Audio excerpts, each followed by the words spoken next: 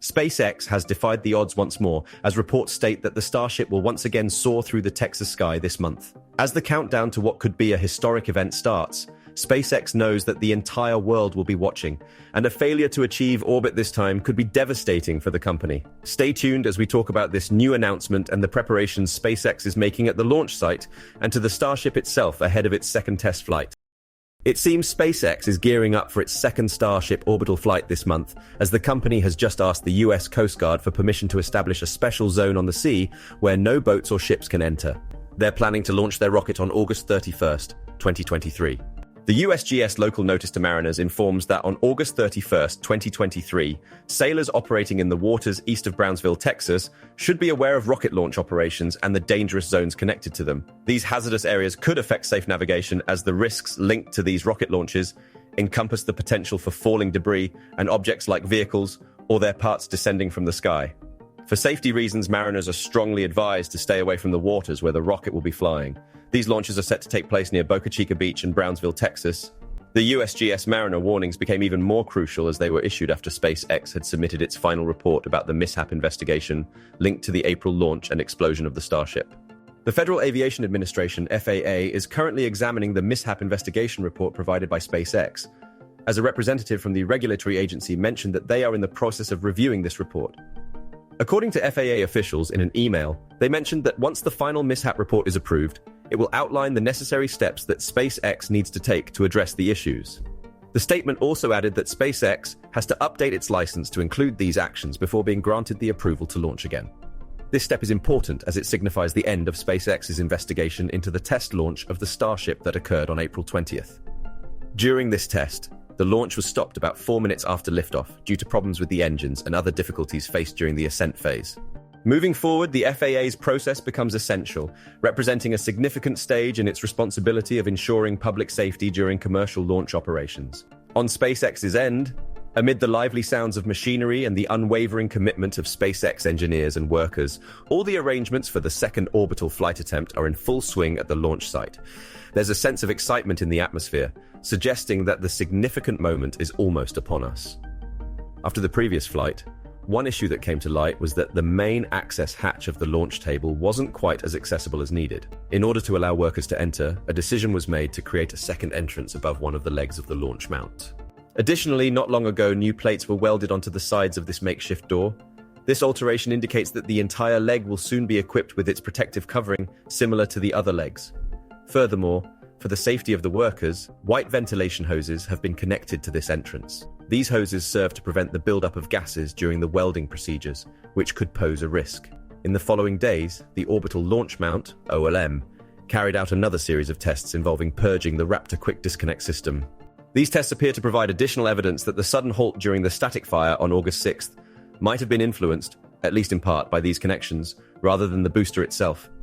When you gaze upwards, the impressive Orbital Launch Integration Tower is truly striking.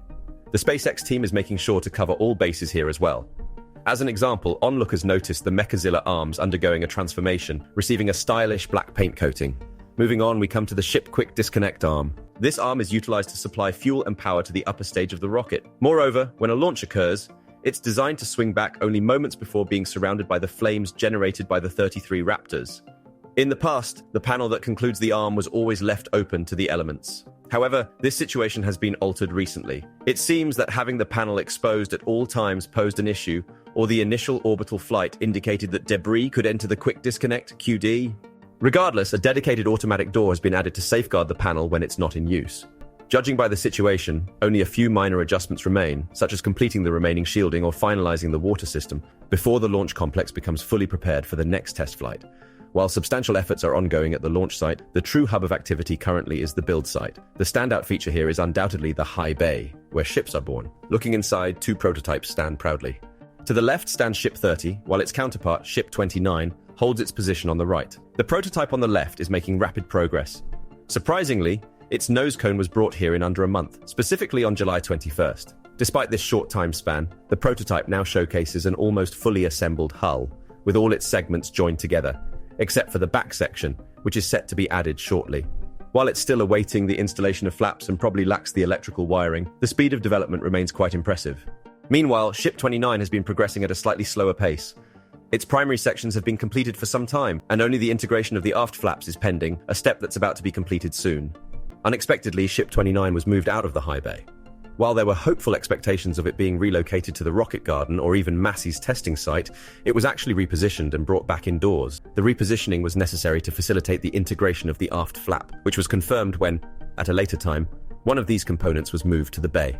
A visual assessment of the ship showcases the heat tiles in impeccable condition, with the exception of a few beneath the forward flaps. Fortunately, these minor damages are easily fixable. A closer examination of Ship 29's nose cone reveals antennas intended for transmitting telemetry to tracking stations. Curiously, its successor, Ship 30, does not possess these features. There are a few possibilities. SpaceX may plan to incorporate them at a later point. They could have altered the placement of this antenna, or perhaps they have determined that these antennas are no longer necessary. We'll have to wait and observe to learn more. Another key focus was on strengthening the payload bay door. This reinforcement became necessary due to structural concerns with both Ship 24 and 25. The reinforcement aims to prevent any risk of the door deteriorating during launch. To assess the door's resilience without actually sending a Starship into space, SpaceX has developed the S-24-2 prototype. This prototype has moved back and forth between the high bay and the ring yard before vanishing into the mid-bay. Recently, it was observed once again at the ring yard, which hints at the possibility that it might be awaiting transportation for rigorous testing at Massey's facility. Adjacent to the high bay, the massive mega bay immediately captures attention. At the moment, it accommodates two significant prototypes. Super Heavy Booster 12 is still in two separate parts, and Booster 9, which was recently moved from the launch pad, also finds its place there. With plans for Booster 9 to become the next prototype booster for orbital flights, its return to the Mega Bay had a specific purpose: to integrate the hot staging hardware. The hot staging ring that was previously seen in July has reappeared, sparking speculation that it might be the actual flight hardware, just awaiting installation. However, a booster without a ship wouldn't be complete. This is why the rocket garden houses the prototype that will be paired with this booster, the mighty Ship 25. Recently, the crane attachment points on Ship 25 have been removed and are being covered with heat tiles. This observation is significant because a comparable removal of attachment points was observed on Ship 24 just before it moved into the final phase of testing. This pattern indicates that Ship 25 might not be heading back to the suborbital pad again.